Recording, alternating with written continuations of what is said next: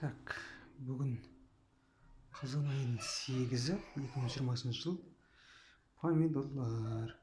Бұл помидорлар 2020 жылдың 20 апрелінде отырғызылған видеосы бар. Содан не болады екен деп, бұл помидордың ішіндегі дәнінен отырғызылған арнайы дән емес. Содан бұлай өсіп жатыр. Кештеу өсіп жатыр. Бірақ біріне мен бұны 2 ай болған жоқпын үйде. Сол кезде бұл помидорларға дұрыс қаралмады.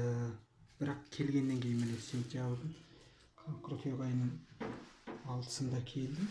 Содан қайттан мән беріп қарай бастағанда бүйтіп міне қайттан гүлдеп, міне былай гүлдеп, міне былай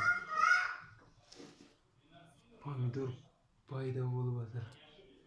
Бірақ қазір күн салқындап кетті кішкене. Күні уже түнде -5-3-ке. Бірақ бұл помидордың қызығы бірден қызарып, дей болса да қызарып. Енді мына жерде сол үлкені бар.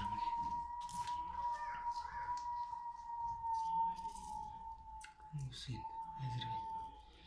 Бірақ өсіруге болады екен. Мен енді үйде болмаған себепті 2 ай дұрыс қаралмады. Енді бірақ болады екен. Кеште өсі де тәжірибе ретінде көрген ғой, соның нәтижесін көрсетейін деп жатырмын да. Үйде балконда өсірсе болады. Қазір міне де енді жеміс берейін деп жатырмын. Міне, бірақ ары қарай қалай өсетінін білмеймін.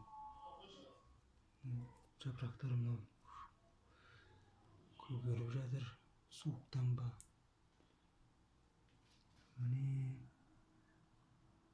пайда болып жатыр. Енді негізі кішкене кештеу еттім. Өзі кеше егілді, 2 ай күтілмеді дегенмен болады екен.